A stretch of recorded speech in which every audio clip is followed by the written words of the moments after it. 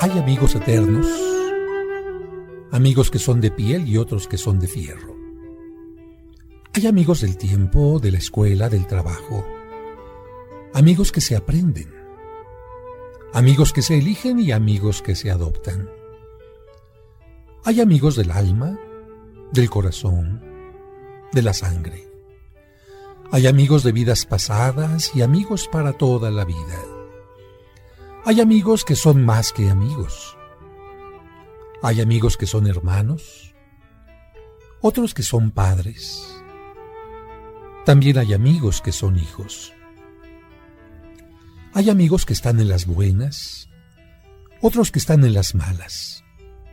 Hay amigos que están siempre. Amigos que se ven, otros que se tocan, otros que se escriben. Por supuesto que hay amigos que se van, que nos dejan. Hay amigos que vuelven y otros que se quedan. Hay amigos inmortales, amigos de la distancia.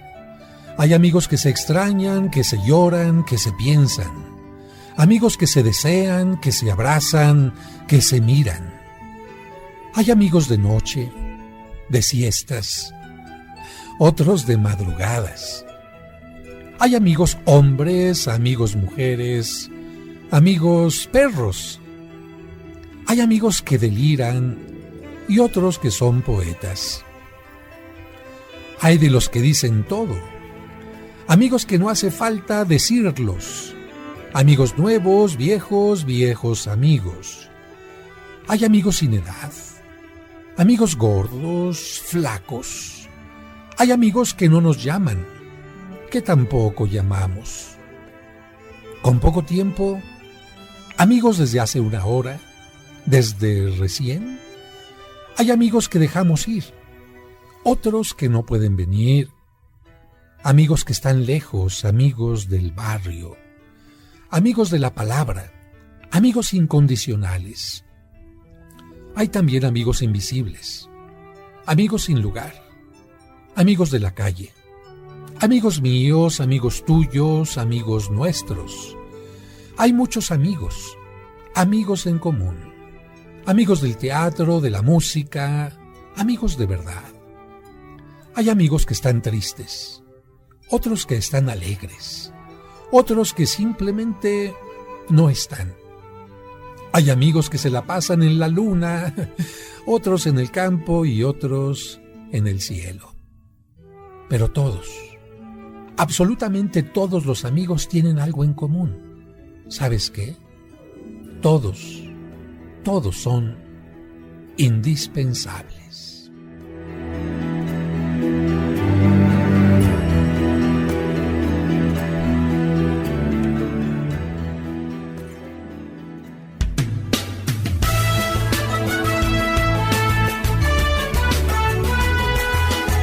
Es día de aprender algo más y hacer una buena reflexión para ser mejores en la vida. ¡Claro! Te acompaña ese amigo que te guiará en tu camino. Él es el Padre José de Jesús Aguilar Valdés, la voz amable de la radio. Esto es En tu Camino.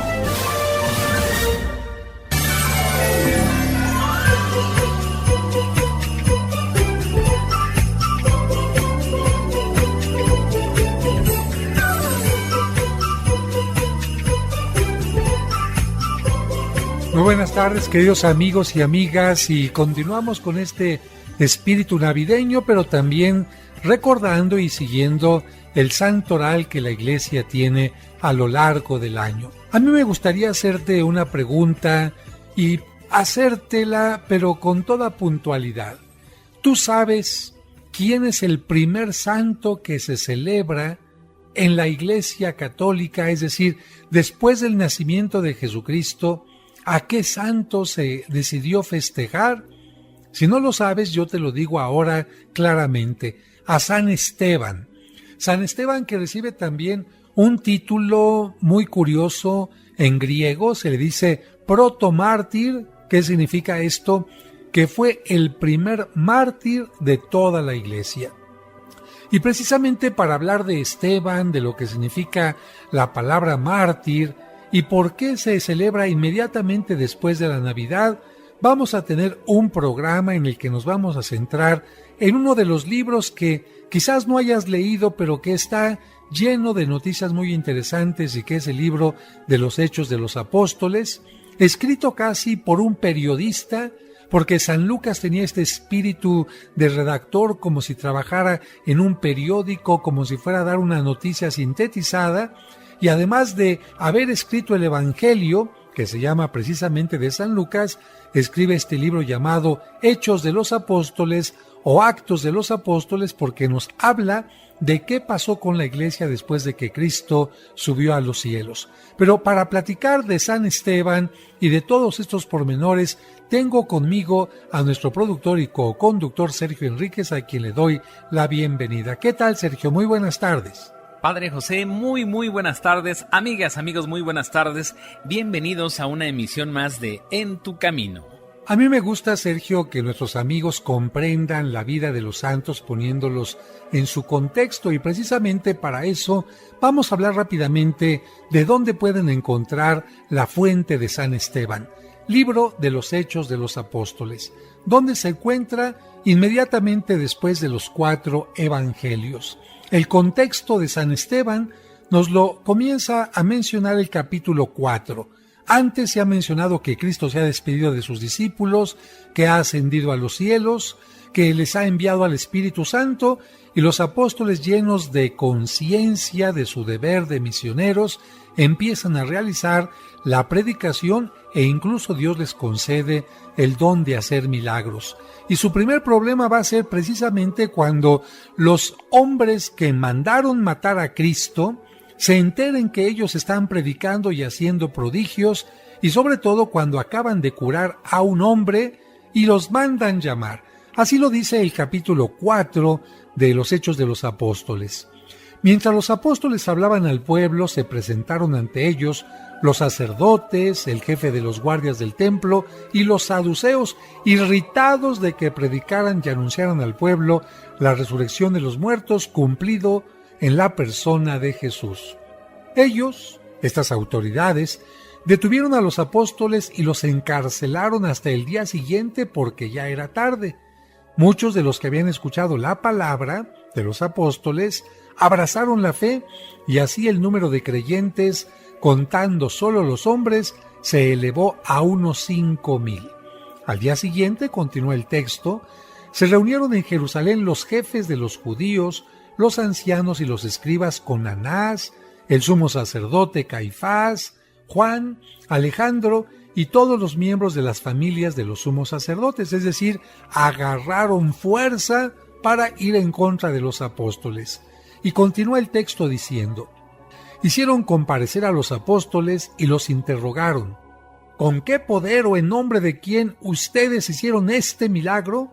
Pedro, que ya no tenía miedo, Pedro, que tenía el Espíritu Santo que había recibido en Pentecostés, les contesta: jefes del pueblo y ancianos, ya que hoy se nos pide cuenta del bien que hicimos a un enfermo y de cómo fue curado, sepan ustedes y todo el pueblo de Israel, este hombre está aquí sano delante de ustedes, por el nombre de nuestro Señor Jesucristo de Nazaret, al que ustedes crucificaron y Dios resucitó de entre los muertos. Él es la piedra que ustedes, los constructores, han rechazado, y ha llegado a ser la piedra angular, porque en ningún otro hay salvación, ni existe bajo el cielo otro nombre dado a los hombres por el cual podamos salvarnos. Evidentemente que estas palabras tan llenas de seguridad de Pedro hicieron que las autoridades, el Sanedrín, se quedaran admirados. Sergio, ¿qué te parece si lees tú lo que continúa diciendo este texto? Los miembros del Sanedrín estaban asombrados de la seguridad con que Pedro y Juan hablaban, a pesar de ser personas poco instruidas y sin cultura. Reconocieron que eran los que habían acompañado a Jesús, pero no podían replicarles nada porque el hombre que había sido curado estaba de pie al lado de ellos. Entonces les ordenaron salir del Sanedrín y comenzaron a deliberar diciendo: ¿qué haremos con estos hombres?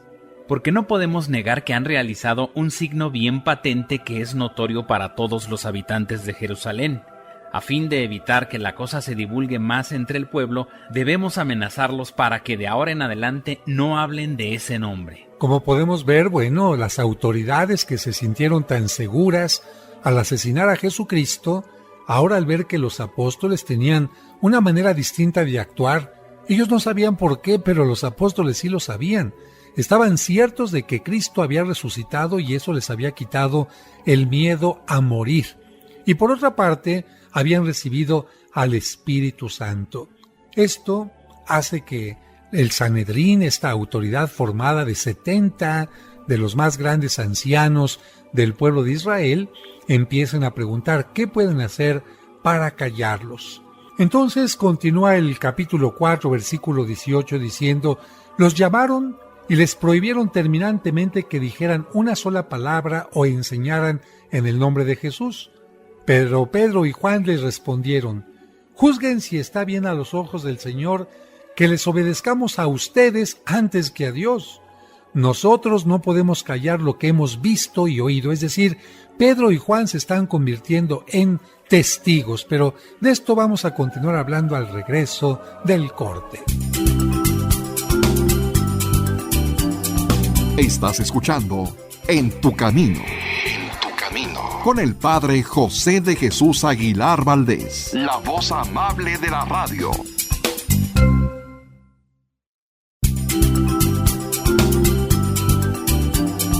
Estás escuchando En tu Camino. Con el Padre José de Jesús Aguilar Valdés, la voz amable de la radio.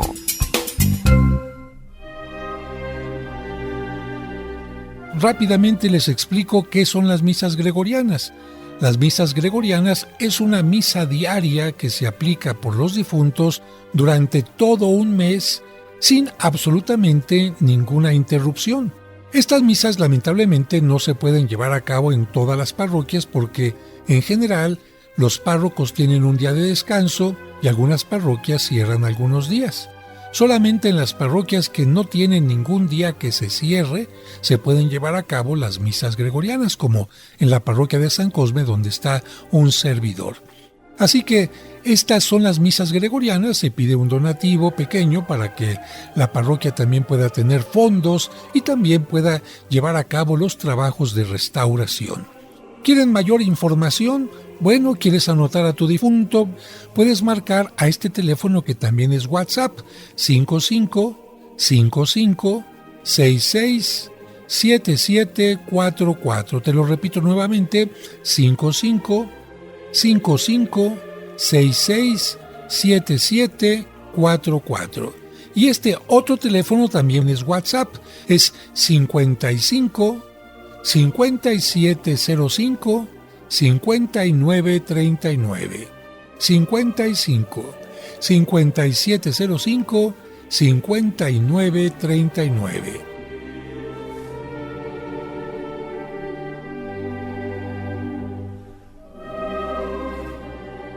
En tu Camino, un programa para encontrar la meta.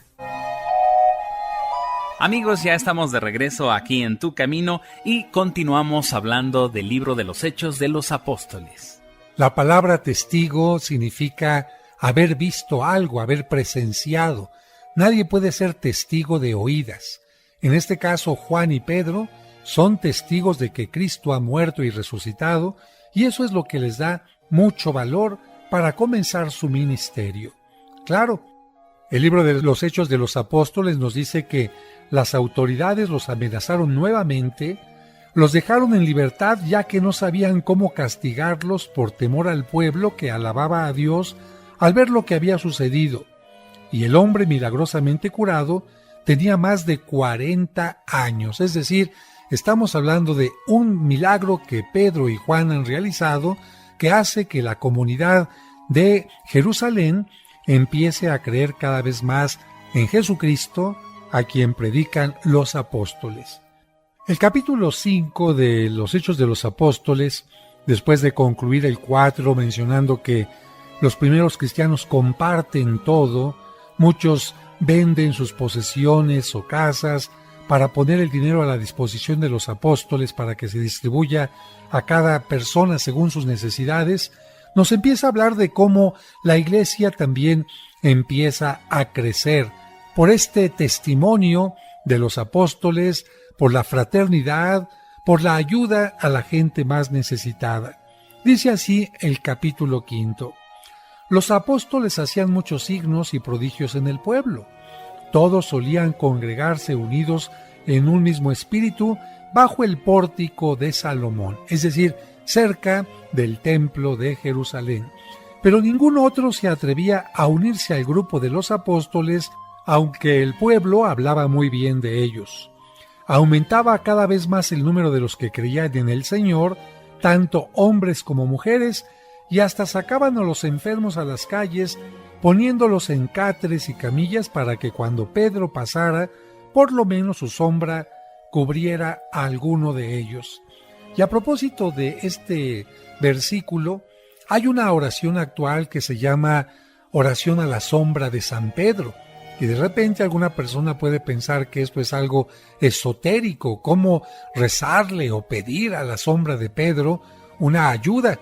Bueno, es que el libro de los Hechos de los Apóstoles nos dice que incluso cuando pasaba Pedro, su sombra podía permitir que quien tenía fe en Jesucristo pudiera encontrar una curación. Y termina diciendo esta parte que estoy mencionando lo siguiente: la multitud acudía también de las ciudades vecinas a Jerusalén, trayendo enfermos o poseídos por espíritus impuros, y todos quedaban curados. Esto evidentemente va a hacer que los apóstoles empiecen a ser cada vez más odiados por las autoridades, por el Sanedrín, y nuevamente, ¿qué vendrá? Nuevamente vendrá otro arresto, pero también otra liberación. Sergio nos va a leer esta parte, es el capítulo 5, versículo 17 en adelante de los Hechos de los Apóstoles. Intervino entonces el sumo sacerdote con todos sus partidarios, los de la secta de los saduceos. Llenos de envidia hicieron arrestar a los apóstoles y los enviaron a la prisión pública. Pero durante la noche el ángel del Señor abrió las puertas de la prisión y los hizo salir. Luego les dijo: vayan al templo y anuncien al pueblo todo lo que se refiere a esta nueva vida. Los apóstoles, obedeciendo la orden, entraron en el templo en las primeras horas del día y se pusieron a enseñar. Este libro de los Hechos de los Apóstoles nos presenta las dos posturas claramente. Por una parte, la autoridad que ha mandado crucificar a Cristo se opone cada vez más al crecimiento de esta comunidad, utilizando cualquier recurso, y por otra parte, aquellos que parecían débiles pescadores, aquellos que parecían simple gente sencilla, pues empiezan a tener una autoridad porque sienten la presencia del Espíritu Santo y dan testimonio de ella. ¿Qué es lo que nos muestra este texto que acabamos de escuchar? Que Dios les acompaña y les bendice. Incluso milagrosamente, un ángel los ha liberado. De tal manera que los apóstoles, en lugar de salir con miedo de la cárcel, se van al templo y comienzan a predicar. Aquí ya empieza a haber una problemática porque el grupo de hombres y mujeres que siguen a Cristo empiezan a predicar, a creer en una forma distinta a quienes habían sido hasta entonces los judíos como tal. Continúa el capítulo 5, versículo 22 diciendo: Entretanto llegaron el sumo sacerdote y sus partidarios, convocaron al Sanedrín y a todo el senado del pueblo de Israel y mandaron a buscarlos a la cárcel. Cuando llegaron los guardias a la prisión, no los encontraron, entonces volvieron y dijeron: Encontramos la prisión cuidadosamente cerrada y a los centinelas de guardia junto a las puertas, pero cuando las abrimos no había nadie adentro. Al oír esto, el jefe del templo y los sumos sacerdotes quedaron perplejos y no podían explicarse qué había sucedido. En ese momento llegó uno diciendo: Los hombres que ustedes arrestaron están en el templo y enseñan al pueblo. El jefe de la guardia salió con sus hombres y trajeron a los apóstoles, pero sin violencia, por temor de ser apedreados por el pueblo. Esto nos habla de que el pueblo empezaba a sentir ya cierto afecto por la predicación de los apóstoles. ¿Qué hace el Sanedrín? los hicieron comparecer, y el sumo sacerdote les dijo: nosotros les habíamos prohibido expresamente predicar en ese nombre, y ustedes han llenado Jerusalén con su doctrina. Así quieren hacer recaer sobre nosotros la sangre de ese hombre. Pedro, junto con los apóstoles, respondió: hay que obedecer a Dios antes que a los hombres. El Dios de nuestros padres ha resucitado a Jesús, al que ustedes hicieron morir suspendiéndolo del patíbulo. Se refería Pedro, evidentemente, a la cruz. La palabra patíbulo era otra forma de hablar de el tormento de la cruz. Continúa Pedro diciendo: a él, es decir, a Cristo, Dios lo exaltó con su poder haciéndolo jefe y salvador, a fin de conceder a Israel la conversión y el perdón de los pecados. Nosotros somos testigos de estas cosas, nosotros y el Espíritu Santo que Dios ha enviado a los que le obedecen. Claro, al oír estas palabras, dice el libro de los Hechos de los Apóstoles, las autoridades se enfurecieron y querían matarlos. Y aquí va a venir una narración sobre un hombre llamado Gamaliel. Gamaliel era uno de los más grandes sabios de Israel. De hecho, él había sido maestro de quien después va a ser San Pablo. Le voy a pedir a Sergio que nos lea esta parte de los Hechos de los Apóstoles. Un fariseo llamado Gamaliel, que era doctor de la ley, respetado por todo el pueblo, se levantó en medio del Sanedrín. Después de hacer salir por un momento a los apóstoles, dijo a los del Sanedrín: Israelitas, cuídense bien de lo que van a hacer con esos hombres. Hace poco apareció Teudas, que pretendía ser un personaje, y lo siguieron unos 400 hombres. Sin embargo, lo mataron, sus partidarios se dispersaron y ya no queda nada. Después de él, en la época del censo, apareció Judas de Galilea, que también arrastró a mucha gente. Igualmente murió y todos sus partidarios se dispersaron. Por eso ahora les digo, no se metan con esos hombres y déjenlos en paz, porque si lo que ellos intentan hacer viene de los hombres, se destruirá por sí mismo, pero si verdaderamente viene de Dios, ustedes no podrán destruirlos y correrán el riesgo de embarcarse en una lucha contra Dios. Sintetizando las palabras de Gamaliel, diría lo siguiente: no hay que oponerse a la acción de Dios. Gamaliel dice: miren, si lo que están haciendo estos hombres es de Dios, ni con todas las armas del mundo lo vamos a poder acabar. Y en cambio, si lo que están haciendo es humano, déjenlo, que va a ir acabándose poco a poquito. Una sabiduría muy importante, y Dios, por supuesto, va a darnos la respuesta, porque la iglesia, lejos de irse acabando, va a ir multiplicándose y multiplicándose y creciendo incluso en los momentos de dificultad. Pero por ahora vamos a hacer un breve corte y regresamos para hablar de la historia de San Esteban.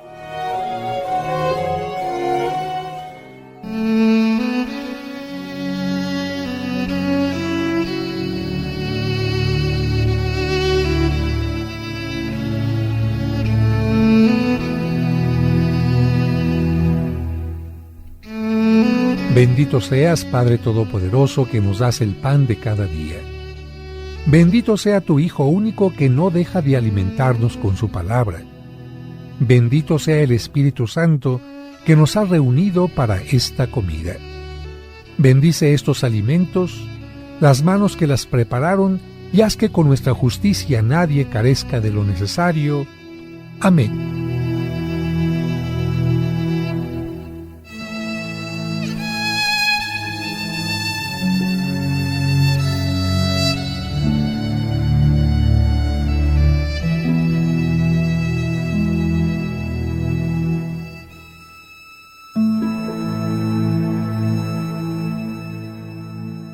Al reunirnos en nombre del Señor.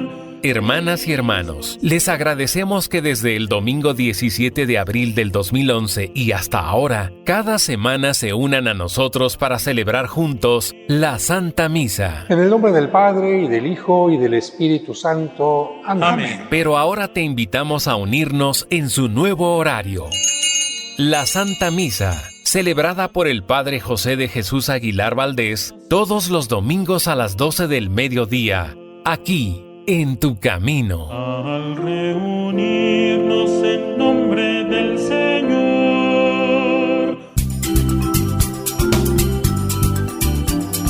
Estás escuchando En Tu Camino.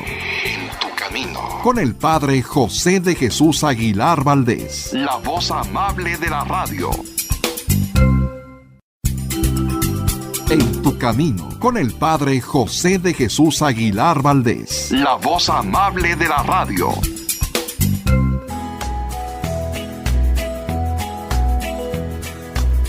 ¿Te perdiste alguno de nuestros programas?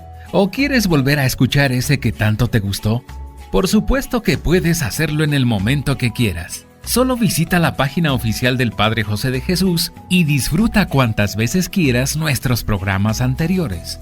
Recuerda la dirección: padrejose.mx. padrejose.mx.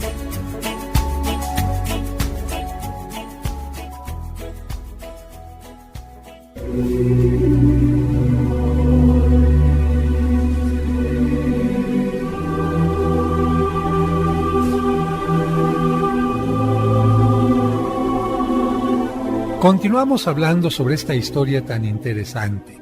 Continúa diciendo el texto de los Hechos de los Apóstoles. Los del Sanedrín siguieron el consejo de Gamaliel. Llamaron a los apóstoles y después de hacerlos azotar, o sea que de cualquier manera les dieron su escarmiento, les prohibieron hablar en el nombre de Jesús y los soltaron. Los apóstoles, por su parte, ¿cómo salieron del Sanedrín?, se preguntaría uno. ¿Temerosos? El texto dice: salieron del Sanedrín dichosos de haber sido considerados dignos de padecer por el nombre de Jesús, y todos los días, tanto en el templo como en las casas, no cesaban de enseñar y de anunciar la buena noticia de Cristo Jesús. ¿Qué diferencia con algunos cristianos de nuestro tiempo que ni siquiera el domingo se acercan a la Santa Misa o a escuchar la palabra de Dios? Hay que tratar de seguir el ejemplo de los apóstoles. Y luego va a venir la institución de los 7, y aquí nos vamos acercando ya a quién es Esteban, a este santo que la Iglesia está festejando el día de hoy. Se dice que esta institución de los 7 viene por una problemática. Y esto nos lo va a hacer favor de leer Sergio, es el capítulo 6 de los Hechos de los Apóstoles. En aquellos días, como el número de discípulos aumentaba, los helenistas comenzaron a murmurar contra los hebreos porque se desatendía a sus viudas en la distribución diaria de los alimentos. Entonces los 12 convocaron a todos los discípulos y les dijeron: «No es justo que descuidemos el ministerio de la palabra de Dios para ocuparnos de servir las mesas. Es preferible, hermanos, que busquen entre ustedes a 7 hombres de buena fama, llenos del Espíritu Santo y de sabiduría».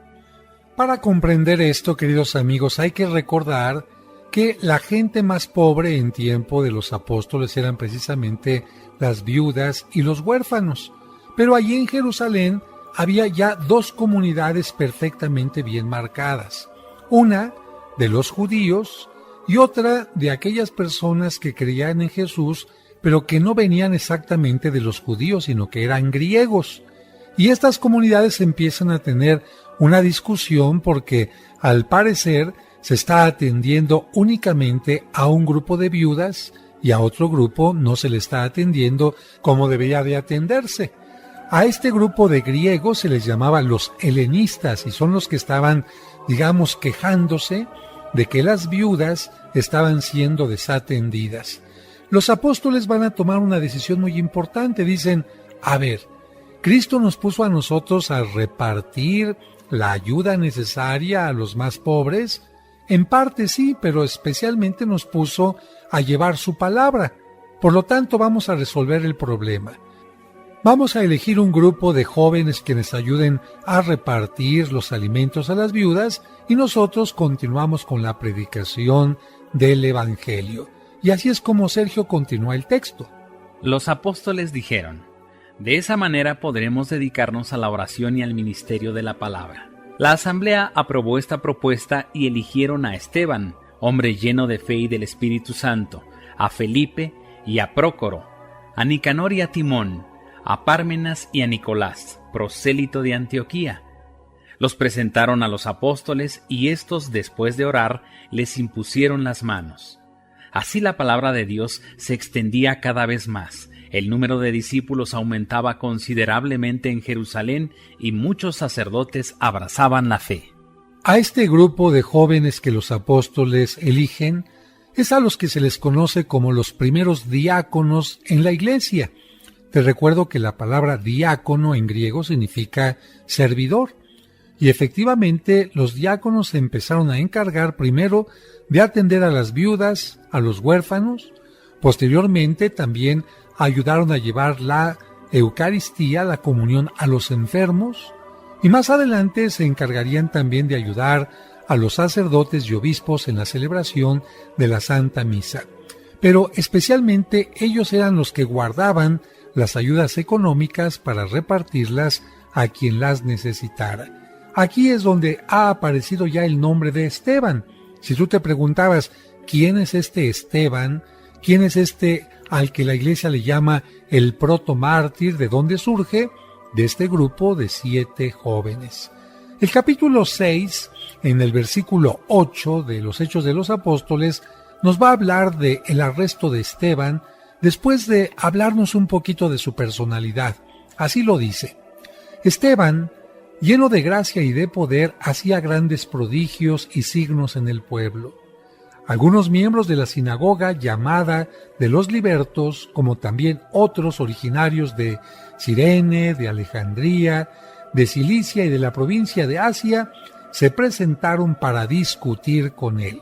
Seguía, como puedes ver, el encuentro entre los judíos que no reconocían a Cristo como el Mesías y los judíos que se habían convertido al Evangelio. Así lo mencionaba hace un momentito Sergio en el texto que había escuchado.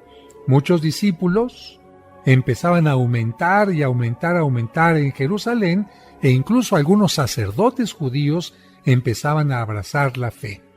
¿Qué pasó en estas discusiones?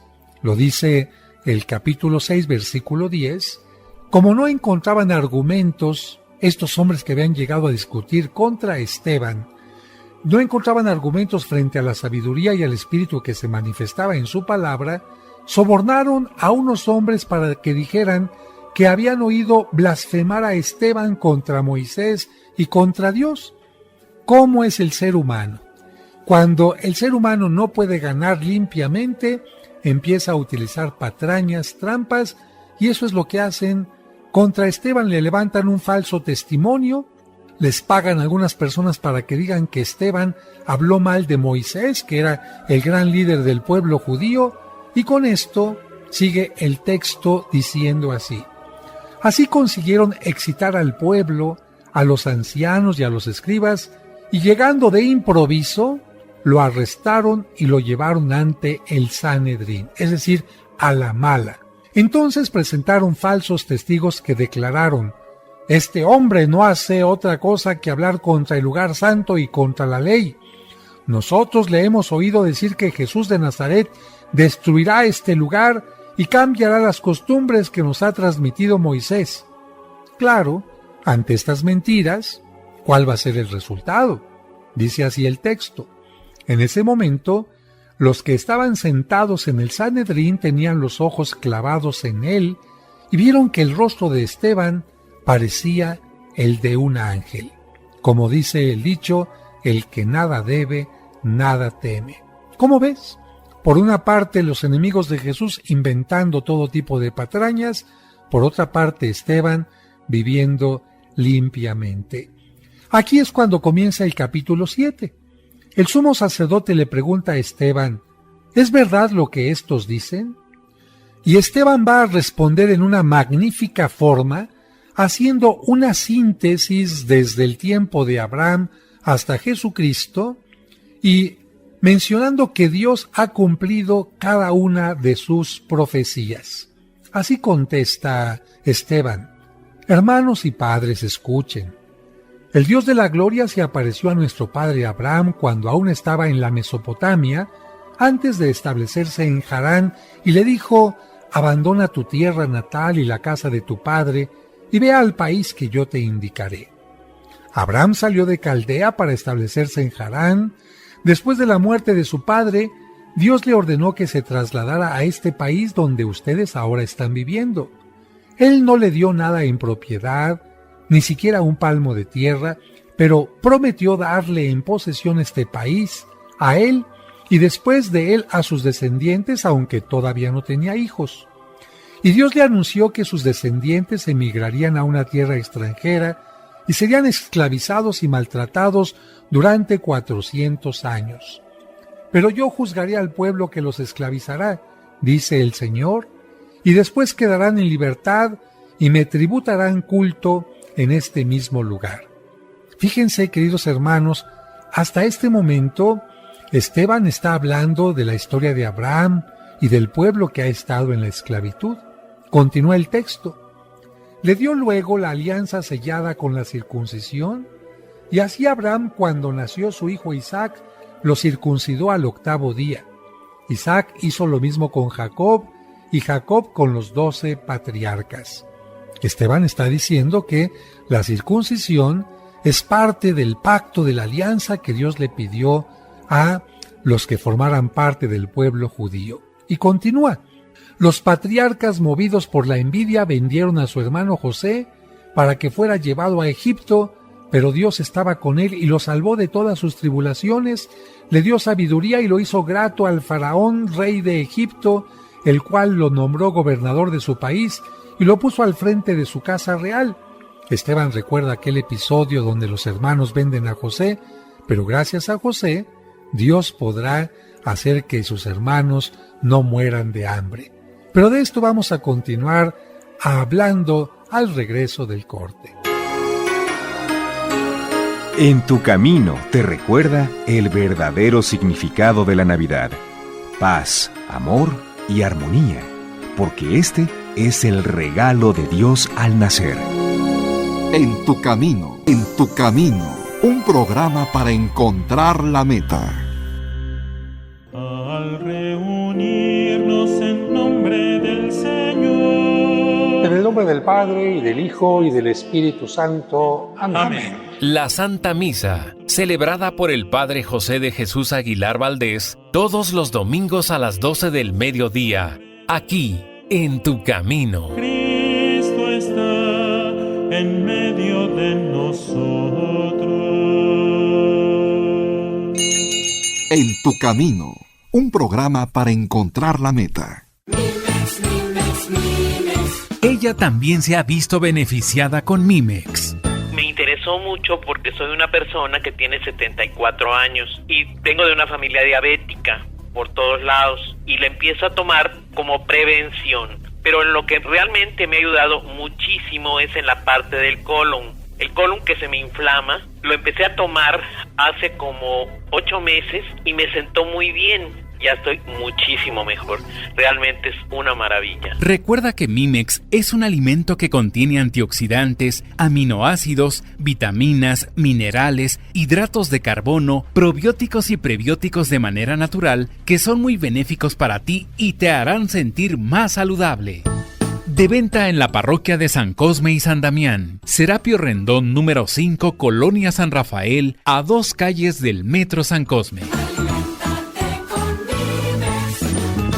En tu camino. Amigos, muchas gracias por seguir aquí en sintonía de 1470 en tu camino.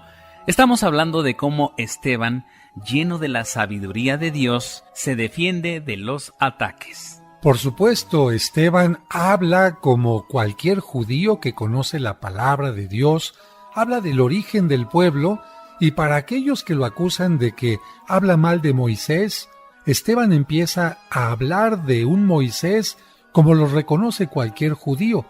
Así dice este texto. Esteban continúa hablando diciendo: en ese tiempo nació Moisés, que era muy hermoso delante de Dios. Durante 3 meses fue criado en la casa de su padre, y al ser abandonado, La hija del faraón lo recogió y lo crió como a su propio hijo. Así Moisés fue iniciado en toda la sabiduría de los egipcios y llegó a ser poderoso en palabras y obras. Al cumplir 40 años, sintió un vivo deseo de visitar a sus hermanos los israelitas, y como vio que maltrataban a uno de ellos, salió en su defensa y vengó al oprimido matando al egipcio. Moisés pensaba que sus hermanos iban a comprender que Dios, por su intermedio, les daría la salvación, pero ellos no lo entendieron así. Al día siguiente sorprendió a 2 israelitas que se estaban peleando y trató de reconciliarlos diciéndoles: «Ustedes son hermanos, ¿por qué se hacen daño?». Pero el que maltrataba a un compañero rechazó a Moisés y le dijo: «¿Quién te ha nombrado jefe o árbitro nuestro? ¿Acaso piensas matarme como mataste ayer al egipcio?». Al oír esto, continúa diciendo Esteban, Moisés huyó y fue a vivir al país de Madián, donde tuvo 2 hijos. Al cabo de 40 años se le apareció un ángel en el desierto del monte Sinaí, en la llama de una zarza ardiente. Moisés quedó maravillado ante tal aparición, y al acercarse para ver mejor, oyó la voz del Señor que le decía: «Yo soy el Dios de tus padres, el Dios de Abraham, de Isaac y de Jacob». Moisés, atemorizado, no se atrevía a mirar. Entonces el Señor le dijo: «Quítate las sandalias porque estás pisando un lugar sagrado. Yo he visto la opresión de mi pueblo que está en Egipto, he oído sus gritos de dolor y por eso he venido a librarlos. Ahora prepárate porque he decidido enviarte a Egipto». Y así continúa hablando profundamente Esteban de toda la historia de Moisés, de cómo Dios saca al pueblo de Egipto, de cómo el pueblo, después de llegar a Jerusalén, es deportado a Babilonia, y de cómo el rey David también está presente en la historia de Israel. Habla también Esteban de Salomón, y evidentemente termina hablando del Mesías. Y después de hablar de toda esta parte, Esteban reclama a quienes lo acusan diciendo: «Hombres rebeldes, paganos de corazón y cerrados a la verdad, ustedes siempre resisten al Espíritu Santo y son iguales a sus padres. ¿Hubo algún profeta a quienes ellos no persiguieron? Mataron a los que anunciaban la venida del justo, el mismo que acaba de ser traicionado y asesinado por ustedes, los que recibieron la ley por intermedio de los ángeles y no la cumplieron». Es decir, Esteban está diciendo: ustedes han matado al enviado de Dios, Jesucristo. Y por supuesto esto va a ocasionar que Esteban sea condenado a muerte. Sergio, léenos por favor el capítulo 7 a partir del versículo 54. La lapidación de Esteban. Al oír esto, se enfurecieron y rechinaban los dientes contra él. Esteban, lleno del Espíritu Santo y con los ojos fijos en el cielo, vio la gloria de Dios y a Jesús que estaba de pie a la derecha de Dios. Entonces exclamó: «Veo el cielo abierto y al Hijo del Hombre de pie a la derecha de Dios». Ellos comenzaron a vociferar y tapándose los oídos, se precipitaron sobre él como un solo hombre, y arrastrándolo fuera de la ciudad, lo apedrearon. Los testigos se quitaron los mantos, confiándolos a un joven llamado Saulo.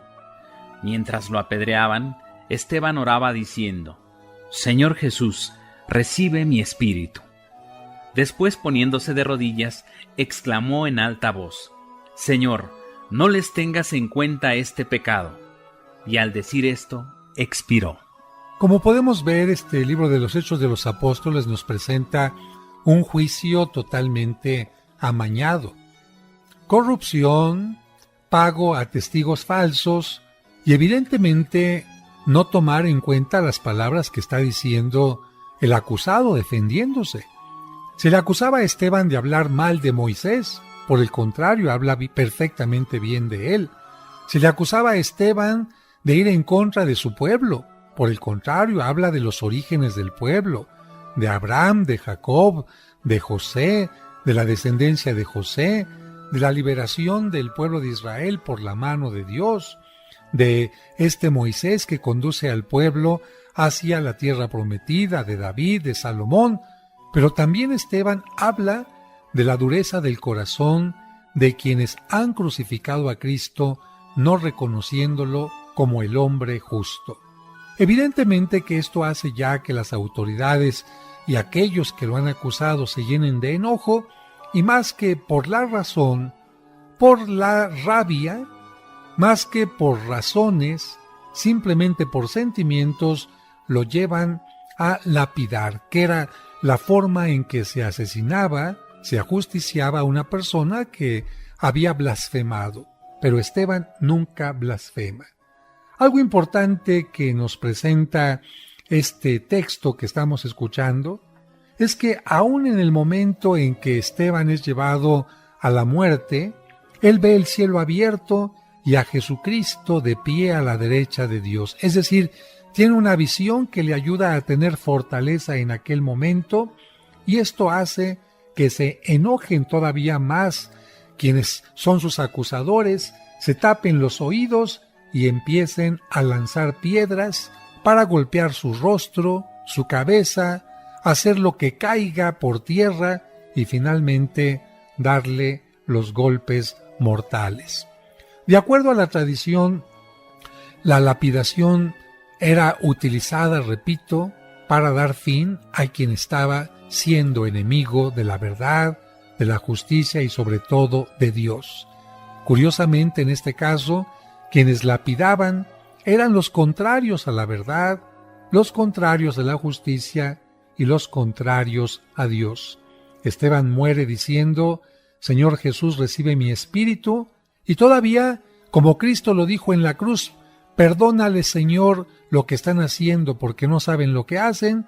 Esteban dice: Señor, no les tengas en cuenta este pecado, es decir, muere perdonando a sus enemigos. Se nos menciona en el texto que quienes lo apedrean se quitaron los mantos para poder lanzar las piedras con más fuerza. ¿Sabes quién estaba sosteniendo estos mantos? Lo dice el capítulo siguiente, el capítulo 8. Saulo.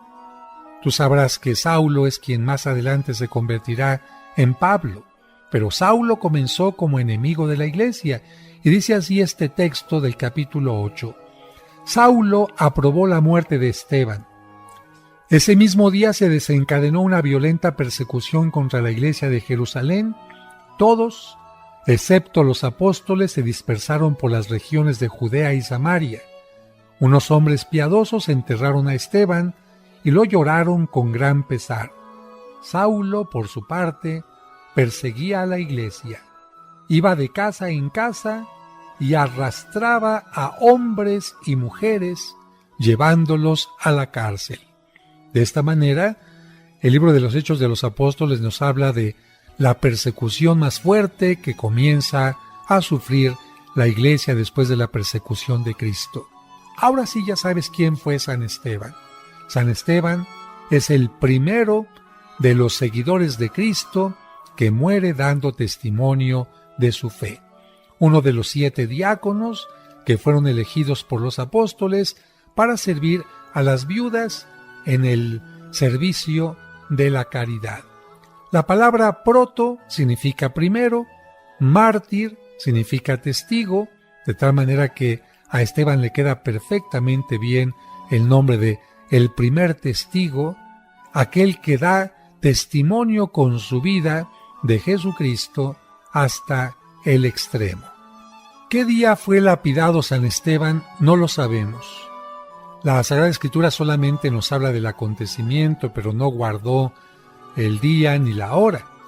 Por eso es que cuando se hizo el santoral, es decir, cuando se organizó todo el año poniendo a cada uno de los santos en su día particular, de aquellos de los que se sabe el día de su muerte, se les coloca exactamente el día que murieron como el día de su recuerdo, el día de su fiesta.